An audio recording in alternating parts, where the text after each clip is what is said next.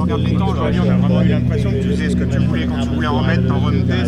C'était ça dans la voiture?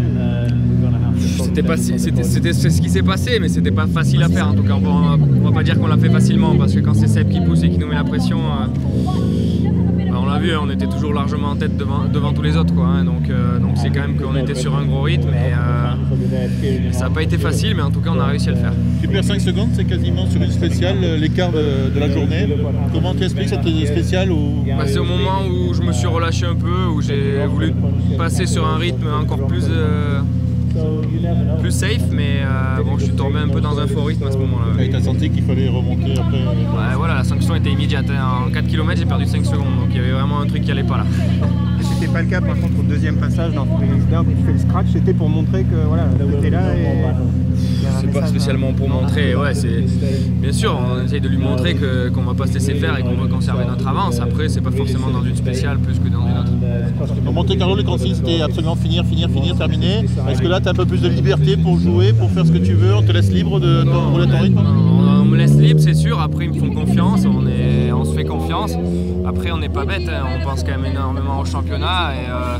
Et s'il avait été trop difficile de contenir Seb, j'aurais préféré finir deuxième, parce que deuxième pour nous ce week-end, ça serait malgré tout un super résultat. Tous nos concurrents au championnat sont loin, ou sont derrière en tout cas. Donc, justement, à quel moment tu as basculé dans ta tête de te dire bah là, il faut peut-être quand même penser à la victoire et pas que j'irai? C'est après la première spéciale de l'après-midi hier, non? Tu as vu que t'en faisais...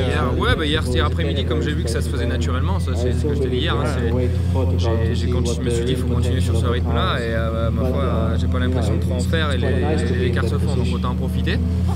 C'était pas forcément le cas aujourd'hui. Aujourd'hui, j'avais l'impression de devoir rouler plus pour conserver le rythme à Seb.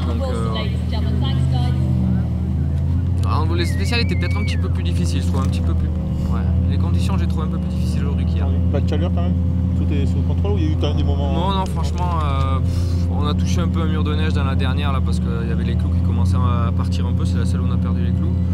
Mais franchement, rien de très violent, donc non, jusqu'ici, on touche du bois, hein. Ça se passe pas mal. Mais bon, il en suffit d'une, hein, donc... On t'est assez embêté avec la question ça fait quoi d'être derrière l'homme, donc ça fait quoi d'être devant? Ici en plus. Ouais, là ça fait ici comme ailleurs, c'est toujours une bonne performance quand on se retrouve devant lui, hein. C'est clair que c'est la référence de partout de toute façon sur tous les rallyes, donc arriver à être devant c'est bien, maintenant il faut aller au bout pour que ça le soit vraiment. Merci.